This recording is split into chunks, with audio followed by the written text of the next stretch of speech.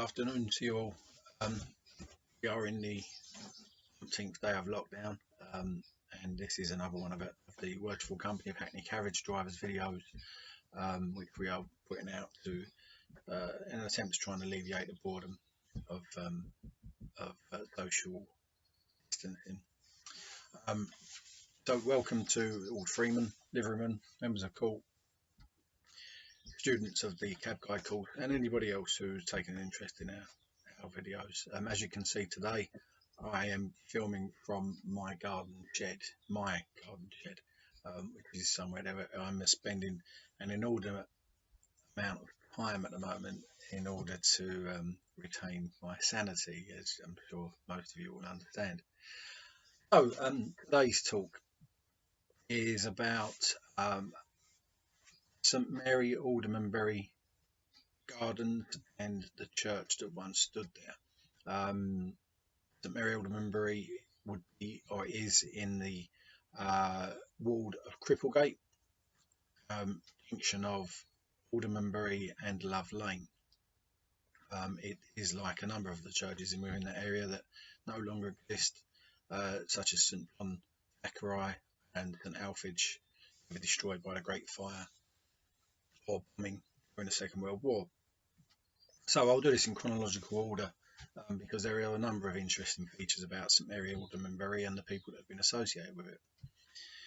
The church itself was built in 1181, although we do believe that along with a number of city churches there was an old Saxon church on that site previous, built during the Alfredian period in the 9th century. But this Norman church was renovated in the 15th century, and as with the two I've just mentioned, was eventually destroyed in the Great Fire. However, concentrate first of all on the blue plaque next to the Love Lane street sign that you'll see, which tells us about the Aldermanbury conduit, which stood on this site, one of 15 conduits in the City of London, built in 1471, this one, and they fed London with clean water from the River Tyburn. The City of London purchased part of the Tyburn River in order to feed the city with reasonably fresh water. We can't be guaranteed it was perfect, pure, but it was certainly an improvement on the water coming from the River Thames. So this was fed in underground waterways, and as I say, was led all the way to the great conduit at the top of Deepside, actually near enough for poultry. It was damaged in the Great Fire, but was rebuilt, like some of the conduits, which they didn't bother rebuilding, but the Aldermanbury was, and it took a new place for its source, which was the River Thames. Which I say wouldn't have been very clean, but it was there were too many problems caused by the Great Fire on the old conduit, and so machinery was set up at London Bridge to pump water into the city. So the next point that we'll see at St Mary Aldermanbury is a memorial to two actors. One was Henry Condell and the other is John Hemming. They led very similar lives, although they were different in age. Henry Condell was born in 1876 in Norwich. He moved to London in the early 1890s, married Elizabeth, and they had 9 children. They married at St Lawrence Pulteney Church and moved to the parish of St Mary Aldermanbury. And John Condell, very similar but older, 20 years older than Henry. He was already living in the parish of St Mary Aldermanbury. They both started acting around 1590. They were actors, and they signed up with Lord Strang's acting group. When that folded after a bout of bubonic plague, because there were a number of plagues that were going around during the Middle Ages, not just the big ones that we get to hear of or remember. That folded, and they moved to a new troupe called the Lord Chamberlain's Men. And one of the actors involved in Lord Chamberlain's Men was William Shakespeare. And this group stayed together. In 1603, it changed names to the King's Men, after James I, King James I, gave it its patronage. And it was from this point that it became a very popular group. It had already opened its own theatre at the Globe on the South Bank, and as we all know, Shakespeare's plays, along with Ben Jonson's, a number of others, were regularly put on at the Globe. Shakespeare died in 1616 on the 23rd of April, St George's Day, which is very apt. That was yesterday, and it's also believed that he was actually probably born on the same date. I'm going to check for you again. 1664. Now Shakespeare, and this is the surprising thing for me and a number of people, he is widely known. He is the greatest playwright and poet of all time, known throughout the world. But he never wrote down his plays. They weren't kept. It wasn't an idea of his that he was going to be the greatest ever. That he would have the fame that we all know of him now. He was just a playwright and wanted to earn a living, which is what he did.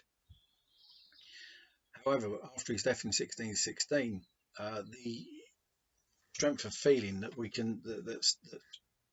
you'll see within the inscriptions on the memorial at St Mary Aldermanbury, felt by his fellow playwrights and actors, meant that through their expense to themselves, Condell and Hemming put together a folio, what's called the first folio of Shakespeare's plays, and published it in 1623. And as you can see again here, it's through the love of their friend William Shakespeare. It's because of that folio that we are able to enjoy Shakespeare's plays. Without that work of putting that together and putting the money together to publish the folio, we may very well not know anywhere near as much as we do, if anything, about William Shakespeare. It would have just been another Elizabethan playwright. You'll see that the memorial was made by a man called Charles Clement Walker, who was around during the Victorian period, lived from the 1820s to the 1870s. He was a Clerkenwell boy to begin with. He grew up in Clerkenwell. He became a civil engineer, in particular gas engineering, and made lots of money. He moved up to Shropshire, where he built a factory to be some 40 acres in size, possibly the biggest gas machinery manufacturers in the world. Very nice man, decent man, a decent employer, employed 360 men with 40 apprentices. His constant care was to ensure that his workers were well educated and advanced themselves to the means that they could. And he was self-educated. He constantly read, wrote papers and pamphlets for many learned institutions, which again he would give liberally of his money. And so it is. It's him that brought this memorial. He actually did write a pamphlet about Hemming and Condell, so he had a deep understanding of the subject. So Walker, now his name lives on in the Walker Trust, which is a charity set up for disabled people in Shropshire, who to try and improve their lives through either through work or just their living where they live. Oh, a decent man, and again, he recognised the importance of these two fellas. Both Hemming and Condell were church wardens at St Mary, Aldermanbury. Condell's 9 children were christened there, and they are both buried in this churchyard. Moving on to some other famous people that associate to church or buried here even. Firstly, while we're in this the 1600s, Judge George Jeffreys, otherwise known as the Hanging Judge. Jeffreys was born in Wrexham. He was a Welshman. Went to school in Shrewsbury, moved to London, where he went to school at St Paul's School, formerly St Paul's Cathedral School, the one that we'd all know now as taxi drivers, down in Barnes. Went to Westminster School and then studied at Trinity College, Cambridge, where he only lasted a year. He came back to London and settled the Inner Temple to study for a life in law. He wasn't the greatest of students. However, at the age of 23, 1668, he becomes the Common Sergeant for the City of London. So his career takes off in the law. He receives a massive boost when the Duke of York and Albany, the brother of King Charles II and the future King James II, employs him as Solicitor General. And 10 years later, 1678, the first piece of work which is gains his reputation as the hanging judge is the Popish plot. Now, this is a plot that was said to have been devised where Catholics are aiming to remove Charles II from the throne. It's completely fictitious, but why get in the way of a good court case?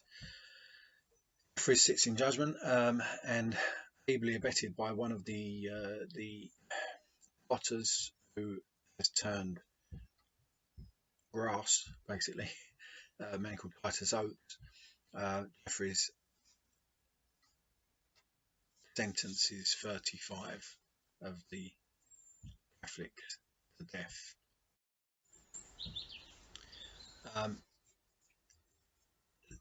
It was believed that it was so clear, so obvious that this was a fictitious plot, but Jeffreys seemed to took great pleasure in ignoring the false accusations made by Titus, that he just went ahead and sentenced the 35 to death.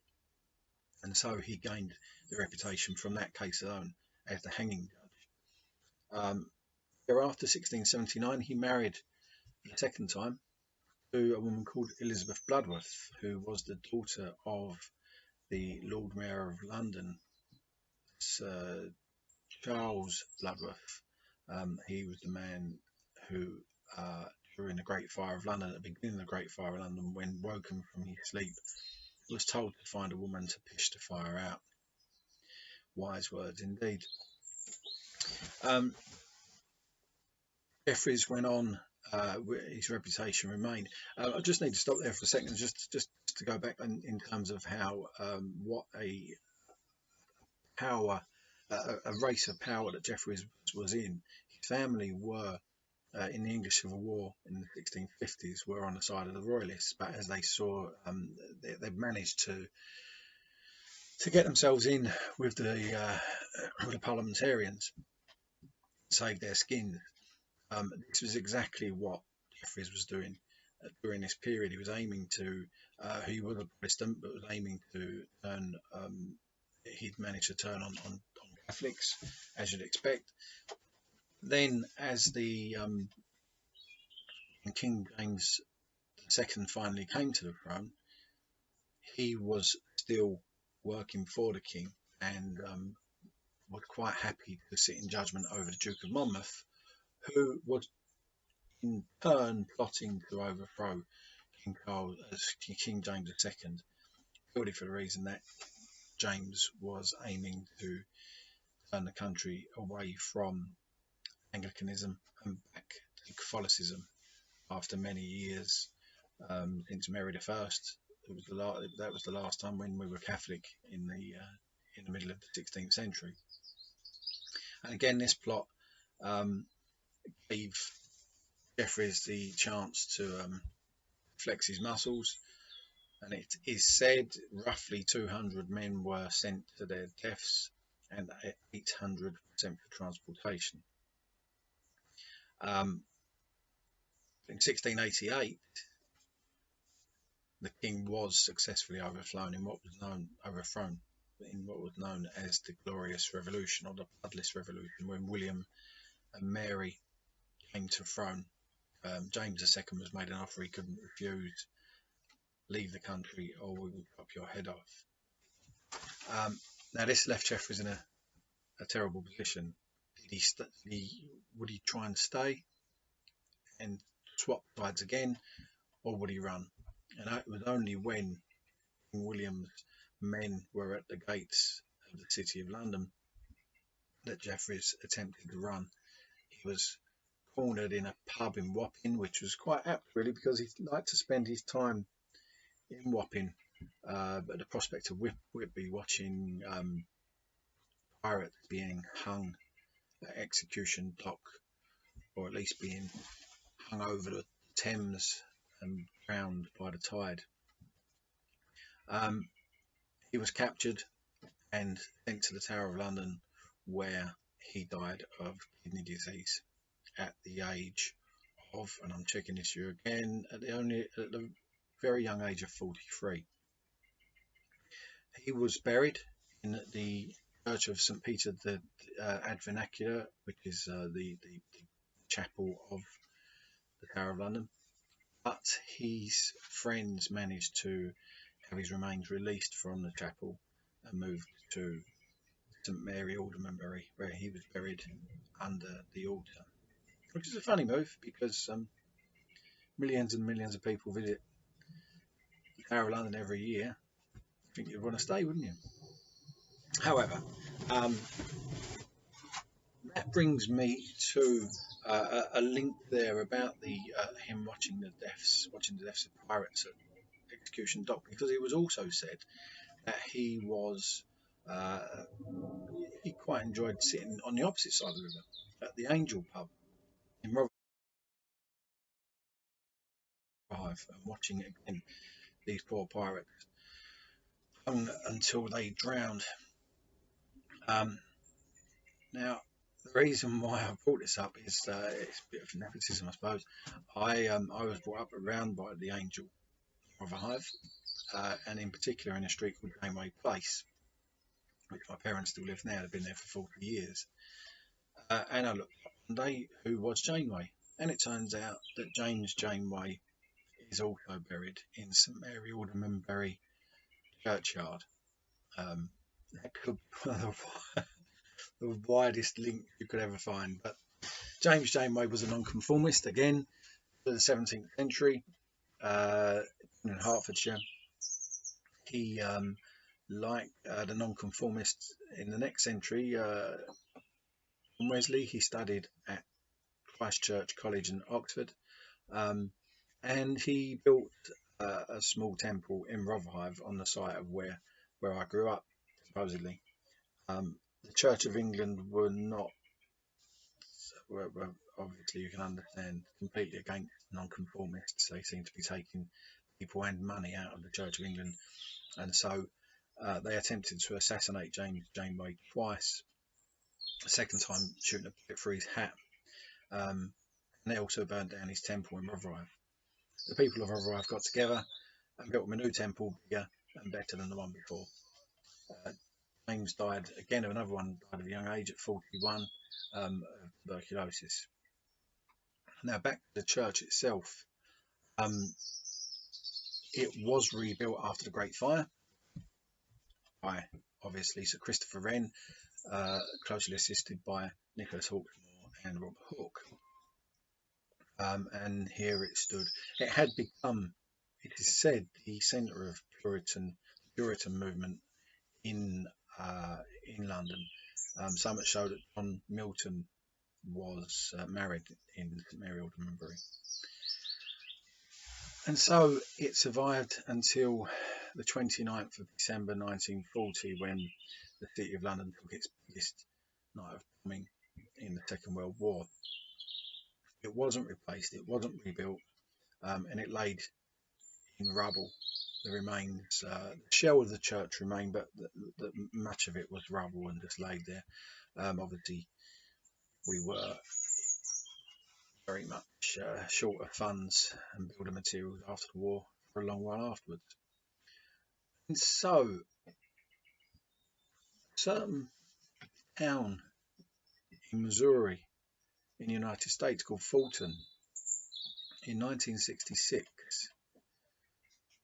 took or bought the church, the remains of St Mary Aldermanbury Church. And the reason being, in 1947, Winston Churchill made a speech. He was invited by Harry Truman to make a speech in his own town at Westminster College, about obviously in 1947, after talking about the war, the aftermath of the war. And it was at this speech that Winston Churchill gave his famous talk about the Iron Curtain falling over Europe, talking about how Europe was being split east and west by the Soviet Union. And so in 1966, college, and in particular the English-speaking union at the college, wanted to commemorate that speech, and they approached the City of London and in a strange request asked if they could take one of Wren's churches, and a number were looked at, and they settled upon the remains of St Mary Aldermanbury Church, which they tried to rebuild, and I believe they have rebuilt very much like the original. The idea was given the full backing by Winston Churchill, and you'll be looking at a picture of it about now.